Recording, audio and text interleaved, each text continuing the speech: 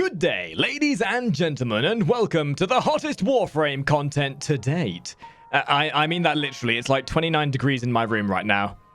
Otherwise known as a Warframe video. I hope you're all as excited as I am, because TennoCon has come and gone, and with it brought a bunch of interesting tidbits. But most notably, and probably the most impactful to our day-to-day gameplay loop, is the Heart of Deimos. This new, intrepid, adventurous, exquisite, slightly infested open world is being dumped on our doorsteps and is going to be in a similar vein to that of Fortuna and Plains of Eidolon, wherein we will have an expansive open world to look forward to, with new infested enemy models, bounties, and along with that more rep grind than you can shake a fist at, and possible even operator extensions from what we've seen. And yes, there are in fact mechs and bug driver! Yeah. And as with any new big content like this, I think it's best to prepare ourselves for what is to come. And in this video, I think we're going to do exactly that. We're going to take a look at the kind of content to expect, things to focus on, and how to get into the Heart of Deimos in the most constructive manner, based on information we have and what we can incorporate from previous open world content. Although it is worth noting, and as a slight disclaimer, we don't know much. So a lot of this video is going to be speculation and general assumptions, as well as my personal take on what I think is going to be coming. But before we start, allow me to tickle that eardrum of yours with a sultry whisper and a slight request. If you like my content, if you like what I do here, then please make sure to go down to the description below and go and follow my Twitter and also my Twitch, as I generally record this content on Twitch for all to enjoy and to get involved with, and it would be delightful to see you guys there. So if you want constant updates, then check out the Twitter, and if you want daily Warframe streams, then check out the Twitch. Thank you for listening, and now on with the show. Now, there's a lot to look out for when it comes to Deimos, but one of the things that I think is quite interesting is the different approach to the lore. Lore is a big thing for a lot of us, as confusing as it can be to take in from a lot of the other parts of Warframe content. Heart of Deimos is going to probably be offering some of the most intricate and well-presented lore of any of the open world contents, or Warframe in general for that matter.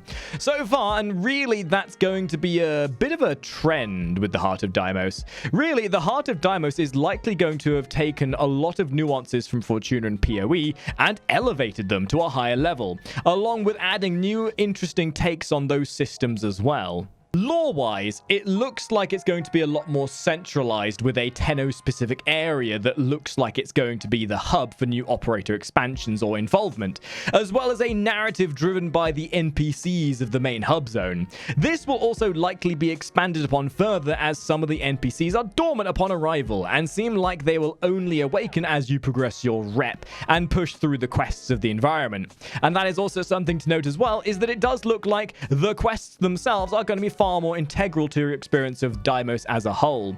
It's also worth noting that, as we've seen with Fortuna and PoE, there will likely be a lot of lore secrets out on the open world segment itself, so keep your scanner handy, because you never know when you're going to come across a random statue that might be scannable, and something that might help enlighten you as to what's going on in this open world of infested planetiness. Systems are important and make up the core aspect of what you're actually going to be doing on Deimos and open worlds themselves. Bounties are a fundamental part of everything we've seen from open world so far, and we can only assume that Deimos is going to have them in of itself. I mean, we've kind of seen them from TennoCon as it is, so it's only going to be assuming that they're going to be making a play in Deimos itself and making a big priority with what we're going to be doing. So we can assume they'll follow a similar structure to that of the other open world elements, giving you a choice of different mission types with a range of objectives and all that kind of jazz. And what we can assume here is that there is also likely to be some push towards higher difficulty, with the inclusion of possible hard modes and even boss encounters. As we've already seen from TennoCon, bosses are going to be a big thing on Deimos, what with the giant mech that you fought underground. And what I would say is as well is that they are going to be polarized between upper floor and underground segments. So if you're claustrophobic, simplistic, I feel very sorry for you.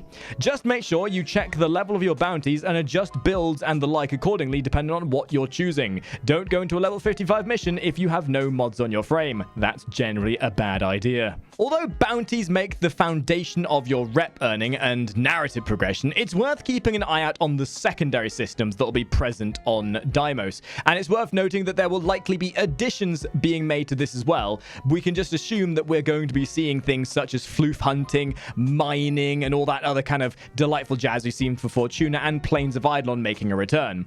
To make the most of these, you will most likely need to purchase some kind of Heart of Deimos specific mining laser and fishing rod, much like what we had to do with Plains of Eidolon and Fortuna.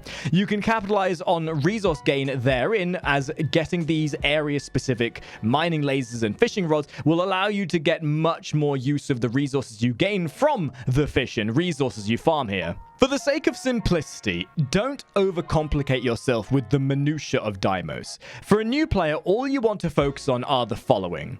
1. Do your bounties for frame component rewards and resources, for things that will need to be constructed from the Heart of Deimos planet itself, such as weapons and Deimos-specific constructibles. 2. Use mining and gathering to complement your resource rep gain. Do not overcomplicate yourself with them initially, as they can distract you from your initial learning curve.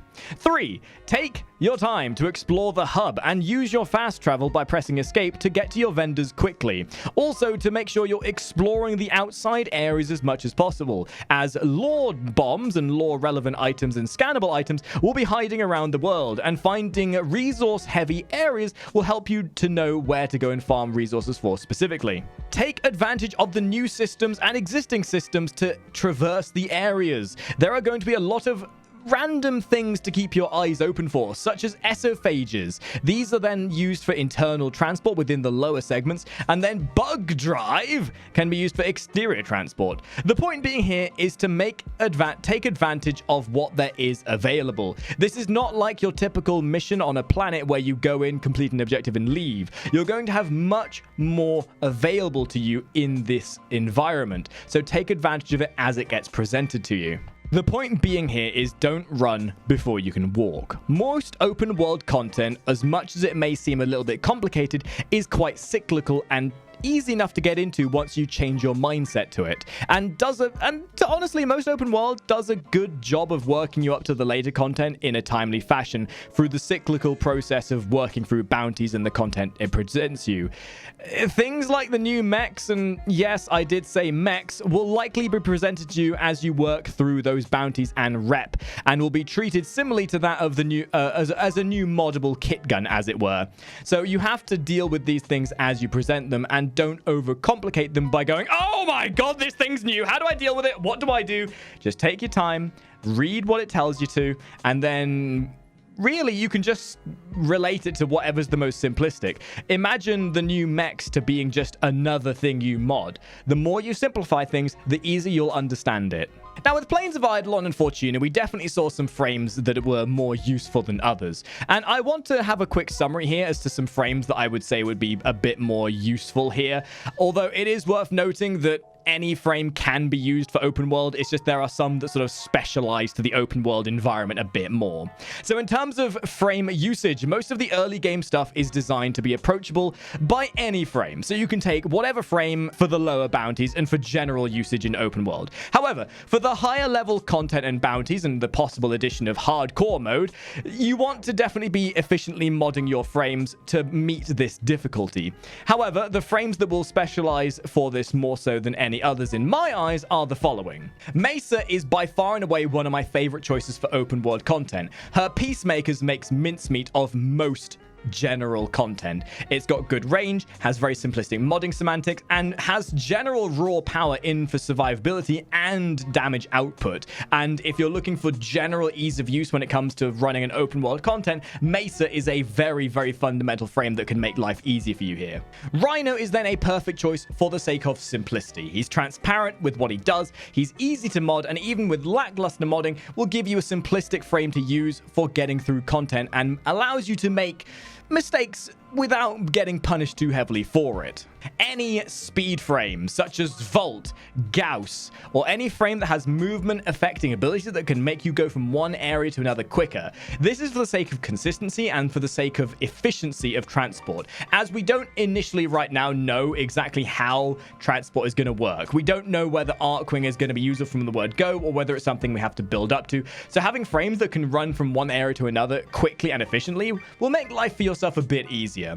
And in that similar mindset, Titania kind of embodies the best of all three of the previous frames we've mentioned. Titania has an amazing exalted weapon which deals huge damage. She has great survivability, and in her pixie mode also allows for easy transport around the area as well. And lastly, if you're struggling and don't know what frame to use even with my suggestions, any frame that has an exalted weapon with innate raw power will work wonders. Think Excalibur here. Or any frame with innate survivability such as Rhino will always play true to any of these open world contents. Just realize that you have to mod these to the way you want to play.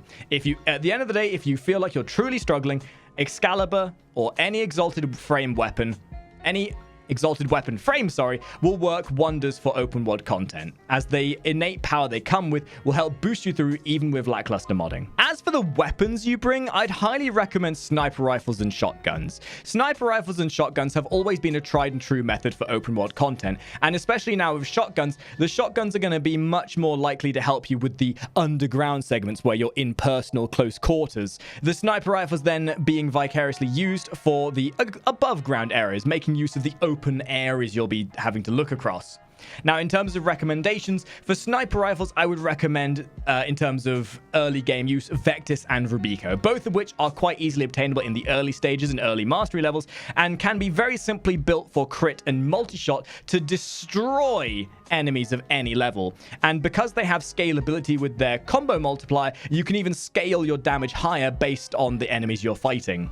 As for the shotguns, Tigris and Heck are always a very solid choice for any level of content, as you can basically slap any mod on them in terms of raw damage and they will just pack a punch. You do want to probably prioritize a bit more of a status build towards the Tigris and Heck, but at the end of the day, if you're modding any of the weapons you want to use decently, most weapons will perform well. These are just ones that I would recommend for situational use. Also, as a side note, just very quickly, I would highly recommend making use of outside resources. Websites such as Warframe Hub serve as a great way to keep up to date with planet cycles and events. And with the Heart of Deimos, I'm very much expecting that the day and night cycle has something to do with the giant orange and blue monsters, and depending which one is active at the time. So see it as sort of like a orange mode and blue mode in place of day and night mode. And depending which is active will depend on what events are up, what enemies are doing, what enemy buffs have, and depending on the sort of things you'll be doing during those orange and blue modes.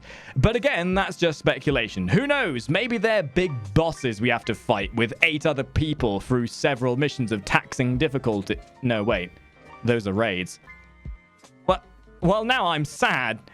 Bring back raids, please. Really, there is only so much we can prepare for in terms of what Deimos will offer, and I want this video to be more of just a general idea and spitballing method that we can use to generally help ourselves understand what we have to look forward to.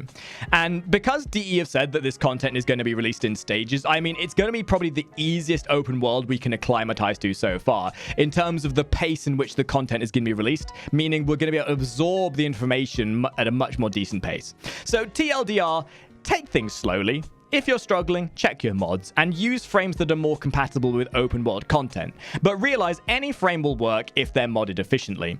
Also, take your time, read the quest text, understand that open world content isn't really treated the same as regular missions. You have to take it in a different stance that you would do normally. And as a couple final informative tidbits, Deimos is an entire planet, not just an open world content. This will be a new moon orbiting Mars, meaning it's another great bit of early game exploration. And the smart ones amongst you may have also noticed a trend. PoE on Earth being Grineer focused, Venus being Corpus focused with Fortuna, and then now Deimos being Infested focus. But all 3 of these missions are in the very early stages of the game, and really we can see these open worlds as a way to flesh out their respective faction-based information presentation for early game players. The main difference with Deimos is it's bringing an entire new tile set with it, and will be adding to our gameplay loop. And honestly, that's been one of my biggest nitpicks of most of the content that's been released recently. The last important bit of content we've had was probably the Kuva Fortress, as it was a new addition to our daily gameplay loop as to what is on the star chart for us to do.